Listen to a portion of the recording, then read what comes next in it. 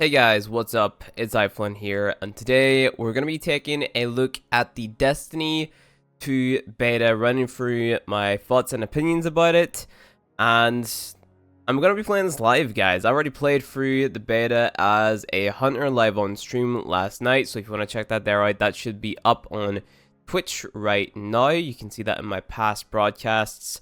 We'll be starting off as a Warlock character, just running through the for the first section, I guess the prologue to the game, basically what we've seen in the trailer and the E3 footage for the game as well. Gonna be skipping past the cutscenes because realistically we don't really need to see the cutscenes, and I want to be playing as a Warlock this time, simply because the Warlock class kind of interested me a little bit because, you know, I've been seeing other streamers play him and seems interesting really, but talking about this game, it feels a lot different. And the reason I say it feels a lot different is because I played Destiny 1 and I thought that Destiny 1 was going to be a great game. You know, I started off YouTube with Destiny. I had a YouTube account called Arns Gaming TV. My first sort of semi-successful video went up and it was about Destiny. I was the first person, or one of the first people, to get the Warlock completely leveled. So I made a video about it. But both the classes, so I made a Voidwalker class and a Sunslinger class, basically like a build video, I guess you could say, and I posted it, and both of those got like 50k views, and I was like, okay, that's pretty insane. So Destiny, I was super excited to play it. I was super hyped for it, based off the E3 footage that I seen and stuff like that there. Like, it just seemed like my type of game, really. And to this day, it still does, but the thing that let me down the most with Destiny 1 was the resource farming and the lack of content. Now, you know, I could sit here and go on forever about the lack of content within video games such as Warframe, Destiny, The Division, etc. because I'm fans of all those games. I've played them all, and I've played them all to the greatest extent, flew through the content in no time, because like I said, they're just my type of games. So talking about lack of content is kind of my area. Like, I'm an experienced guy when it comes to games with lack of content and things like that there, and that is essentially what will make or break Destiny 2 for me, in regards to me enjoying the game, really. And even Warframe and The Division, for that matter. I mean, The Division is kind of just died already for me. Warframe's still going strong because they, you know, add semi-frequent updates, and they tend to bring out a few big things here and then, but you know, Destiny at launch just didn't really do it for me. So I played the game for a few months, went through, got a good bit of exotics, things like that there. And, I mean, it was a blast. It was fun. The gameplay for this game I find enjoyable. More enjoyable than Warframe to an extent, because I'm an FPS fan. I was actually 5th in the world for Uplink on Call of Duty, Advanced Warfare. So, you know, FPSs are definitely my go-to area. No idea why that guy wasn't dying there. That was kind of interesting, but, you know, I never really got to play that much of Year 2 in Destiny, so it may be out of place saying a few things here in regards to the beta. Like, there's a lot of new mechanics in the game that I'm still not completely, like, you know, totally caught up on. Like, let's say the rolling and stuff that the Hunter has, and it seems like the Sunslinger does not have. But you see how they have free abilities now, instead of just like 2, which they did, which is your melee and your grenade, right? So instead we have this third ability right here, which, you know, I don't even know what that does on the Voidwalker class or the Warlock or whatever. So, you know, running in, it seems like it has a lot more of a story, even though we're rushing through it right now. You've already got dialogue coming from the characters. You got 2 cutscenes. You got the trailer, which they showed at E3. You got the cutscene of your guy flying in. The ghost seems like he has a little bit more of a, like a, what's the word I'm looking for here? A little bit more of a personality to him, you know? And that's interesting. This is a cool new gun. I've never used this before, so excuse me if I suck with it. But the ghost seems like he has more of a personality to him, which is definitely good. Voice acting is definitely on point. I hated the voice acting from the Ghost in Destiny 1. I thought it was so lackluster, so shit tier, that it kind of turned me off playing the game because I didn't like the voice acting that much. But, you know, I thought the original Ghost voice acting in Destiny 1 was great. That's just been improved here in Destiny 2, really, for me at least. So that's enjoyable. But whenever it comes down to it, like, we can't really judge much of the game from just the beta, right? We can judge the strike, we can judge the story game mode that we're playing through right now, which is pretty enjoyable. It's pretty fun. It has a cool atmosphere to it, like the darkness and, you know, little glimmers of light and stuff. It's definitely trying to match the theme of the game, which is like, you know, reacquiring lost light or getting lost power or whatever the theme may be. The environments definitely sort of tell that tale back. Like, you know, here's a super lack of light right here. You know, there's barely any. There's just your torch and you getting shot by the big fat dude over there. So let's wait for our health to regen.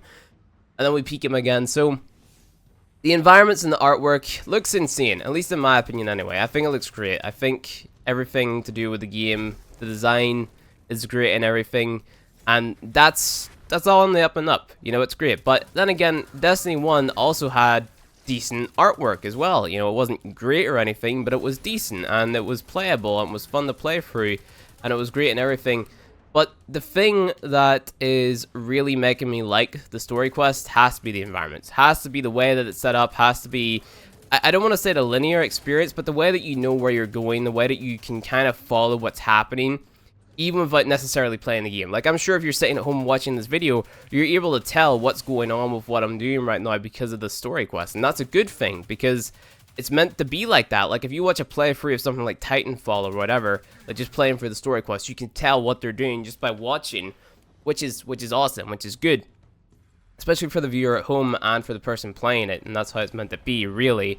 So you got all these cool looking environments, you got these cool scenes happening, like this here one right here. You have the enemies coming in sort of like in chunks. You got the lighter units, then you got the bigger bad guys with the shields and shit, and then you have people jumping over shit, things like that there, like just happening now. Cool things like that there happen, and that's all cool and dandy and everything. But I feel like this is the strong point in the beta, really, just the story quest, and that's why we're really going to be running through the story quest today, because the strike is a strike, and it's basically almost the same as a sortie in Warframe. You know what I mean? It's a level you run through, you kill lower level enemies, maybe higher level depending on the difficulty that we play it on, because obviously we can't play it on a higher difficulty in this because it's a beta, so you know, we can't go any further than the difficulty that they give us. But it just feels almost the exact same, which was disappointing to me. I expected something a lot bigger. Of course, like I said, it's a beta, so it might not be the biggest or the hardest strike that they have in store for us. There might be a lot more. But the pros of it was the fact that, hey, it looks good too. It's very easy to understand. And the con of it is it's more or less the same. You know, you go through the enemies, you find the big bad boss at the end. He's a bullet sponge, you kill him. Pretty simple, right? Like I said, I was not around for the year 2 of Destiny, or Destiny 1, so I never got to play the new raids. I only ever got to experience the Vault of Glass, so I'm not really too sure on all the mechanics that Bungie can throw at us, really. I'm not totally up to date with how complicated things can get in this type of game, and I'm pretty sure it's pretty more simplistic. It's simplistic, but it's more complicated than Warframe, you know, in terms of the strikes, in terms of the raids and stuff. So, you know, hopefully they put in something which is more engaging, and hopefully the game can keep my attention for a lot longer this time, which I'm hoping it does, based off, you know, the type of scenes that you're looking at right now, with the shit flying, hitting the tower, shit being blown up, stuff like that there. You seamlessly running into a fight with 2 other players, which is pretty cool, I have to say. This is probably my favorite part of it, just kind of running in here with 2 other guys, mowing down some, what are these guys called, Cabal or whatever. Pretty awesome. And yeah, I mean, this is the coolest bit of it. Here was actually where I started to experiment with the different classes and stuff that my character had. So if you go ahead and pause the game, you can swap between Voidwalker and Dawnblade right here, and you can take a look and swap for your grenades and stuff. So you still have, you know, Blink, Burst Glide, stuff like that there from the other game. Press and hold circle to conjure a well of light that increases weapon damage for those inside. Ooh, that's cool. Heals. Okay, awesome. Accident Bolt. Void light that seeks out. Blah blah blah. Scatter grenade. There's in the many. Let's do this one. Okay. Play around with this here. See how this here one goes. Obviously the abilities are recharging, because why not? So yeah, the game, the beta's fun, but you're not gonna get a lot out of it. but that does not mean that the entire game's going to be like that. The beta feels a lot better. Like, this game, hands down, feels 10 times better than Destiny 1. 110 more times better. And that's a plus side for me. Like, if it feels better on console, which is what I'm playing on right now, which isn't my main platform, it's going to feel a million times better on PC, implying they do the port right. And that's what I'm interested in. I love this as a beta on console, but I'm more excited to see how this turns out on PC, especially on the PvP side of things, because the PvP is great, but PvP on console just feels a lot more clunky to me than it does on PC, you know what I mean? So, like, if you want to get the true PvP experience from this game, I feel you really have to play it on PC, because I feel like it's going to be set up more like Overwatch is set up, more team-based, more, you know, interact with your teammates and shit like that there.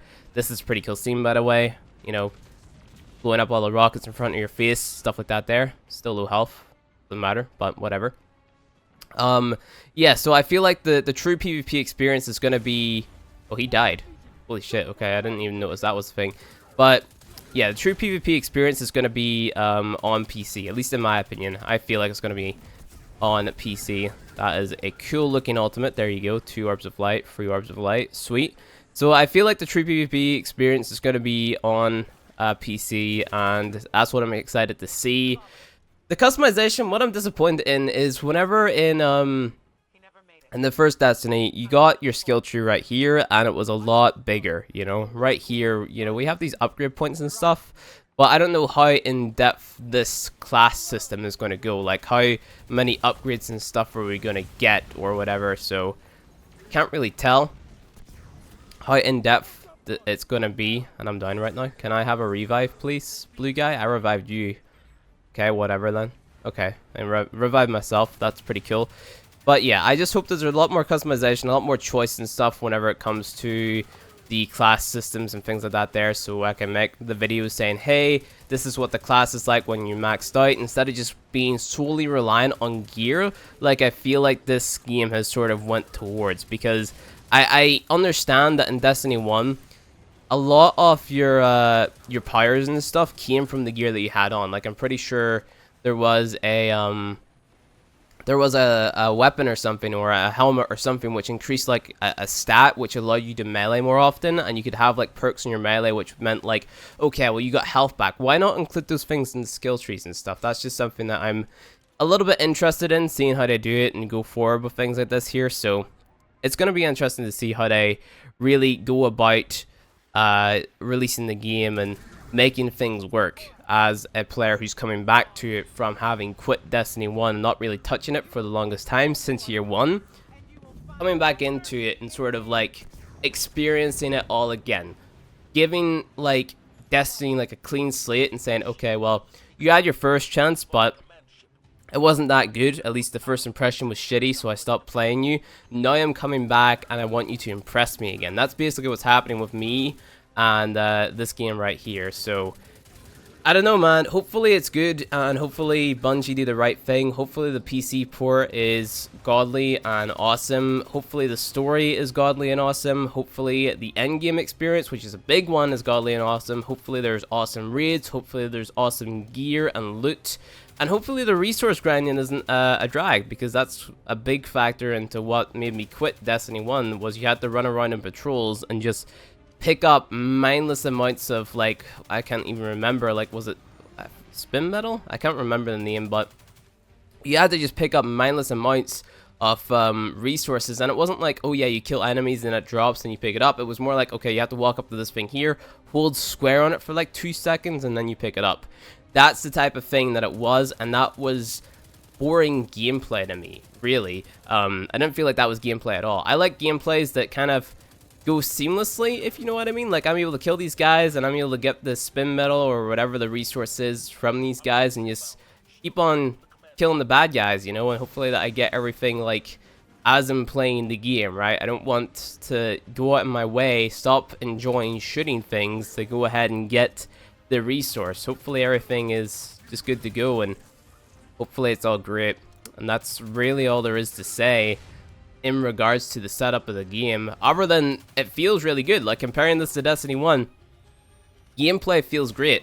It feels that they've really took their time. It feels like they're really polished things. There's mantling in the game now. You can mantle stuff now. I need to heal. I can just hold circle and heal myself, which is pretty cool. That's a cool ability, I felt. So, yep, you definitely need to have a warlock in your team in PvP. Talking about PvP, PvP is super team-based, like I said. You know, it's more like Overwatch. Like, you have to rely on your teammates more. Like, you have to grip up a little bit and then go into a 2 versus 1 situation rather than going in a 1 versus 3 or whatever. You can't one-man army the entire thing. You can't go in and you can't carry everybody in your team. You actually have to cooperate with the other people in your team, so you have to pick your fights really wisely, and you have to focus someone that another person is shooting at, you know? So that's really all there is to PvP, honestly. Managing skill cooldowns.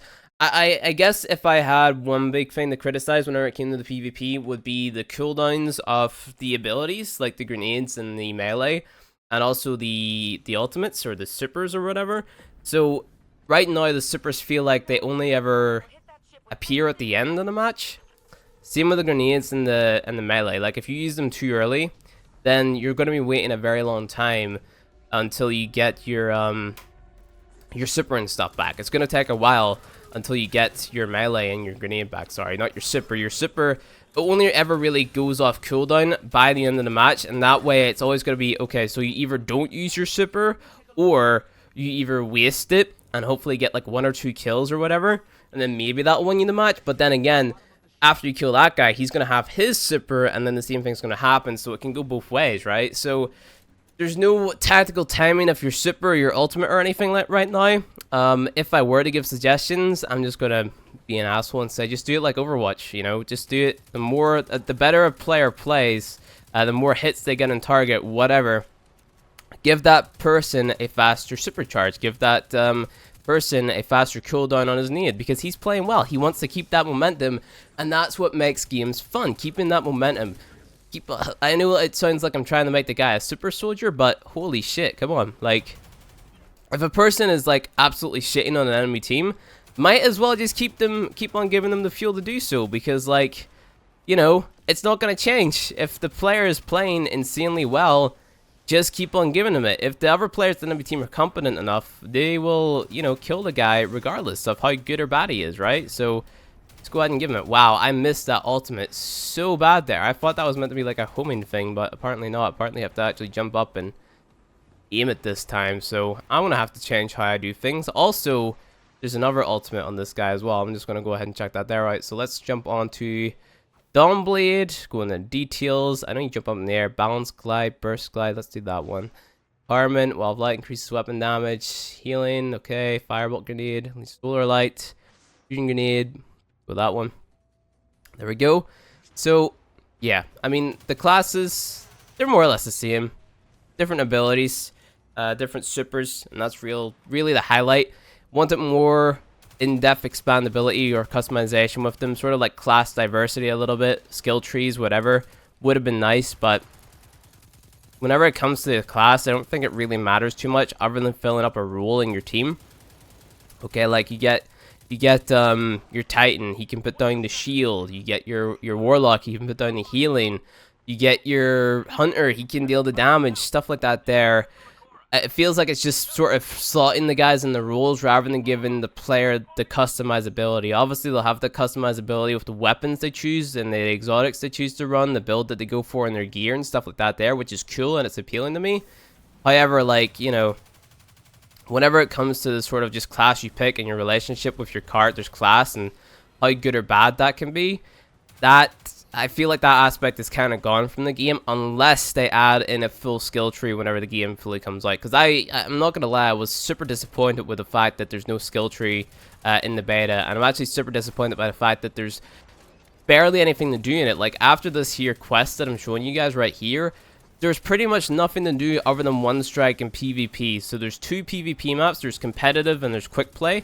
Quick play is your capture the flag domination type game mode. And then your competitive is like search and destroy, except there's 2 points. You have to go hook it up. 4 players. Once you die, you're dead. And I'm not too sure if you can get revived or not. Or maybe the entire team has 4 revives or whatever. But it's super team-based. And I do have to say that the matchmaking is super unfair. super unfair. I was playing on my own, and I was being put in a team with randoms, and then, you know, I was being put up against clans, you know, so I had a full team of randoms, and then myself, the randoms versus the clan. That's not very fair, because the clan's gonna be able to communicate. We're not, you know. The guys in my team are probably in a PSN party chat or whatever. I can see it working on PC, but, you know, console not so much. I don't really like it too much in console. I don't feel like it works too well in console. Maybe I'm just a little bit delusional, and it works fine on console, and I'm just too accustomed to my PC ways or whatever. But yeah, it's really the PvP which gave me the feeling of like, okay, well, this is trying to go in the same style as Overwatch. You can join your team voice channel, or you can stay here by pressing the right on the D-pad, things like that there, and you can talk to your team, or you have your group chat, which is pretty cool. Again, Overwatch has that as well. Hopefully I don't die here. I think I'm gonna die here. Am I gliding? I think I'm gliding. You know, the jump's kind of weird. The jump is kind of weird, I'm not gonna lie. The jump is pretty weird, but so far I've been having fun with it. You know, it's a fun game. It's fun to run around in. It's fun to shoot the things. It feels nice, and that's really all we can judge with it right now. I mean, reasonable expectations, I guess. Like, we knew that we weren't going to be getting anything too insane whenever the beta did come out, but I just thought that there would have been just a tiny little bit more content for us to try out, or maybe they're going down the DE route and they just want to keep everything a secret, because maybe this game is awesome and anything that they show could be a potential spoiler, apart from this one quest that they already showed at E3. And if that's the case, you know what, more power to you, Bungie. Like, totally, go for it. I mean, hide that stuff from us until we buy the game, but, you know, just would have been a little bit nice, a little bit more patrol. Give me a patrol, give me another strike, give me another story quest. Like, once you guys see the cutscene at the end of this here, you guys are gonna be like, holy shit, I want to see more. You know, the beta does a very good job at hooking you in, I guess you could say. And I can't, okay, maybe I can pass free here. I was gonna say maybe I can't pass free here because I didn't kill those other guys, but it does a good job at hooking you in.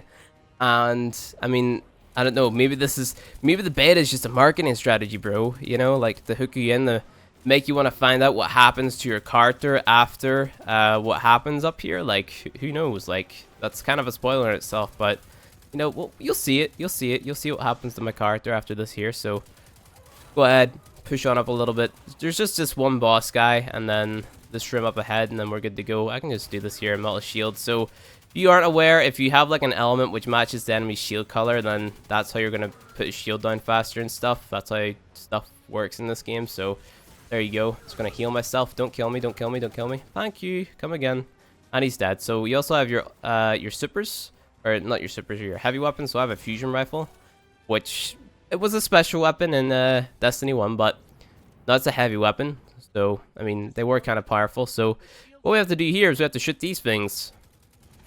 This is the most annoying part of the beta by far, especially as a warlock or a hunter or whatever, because like you're so floaty with your jump. The jumping feels very off, and you know, how well they manage the jumping will determine if I like or dislike this game on PC, because I think that I can't really tell if managing the jumping is going to be harder or easier on PC, you know, because like it just feels so floaty and so weird to me. Like, look, I mean, I didn't see that guy, but that arm thing, but it just feels so floaty, super floaty, and I don't know if that's a positive or negative.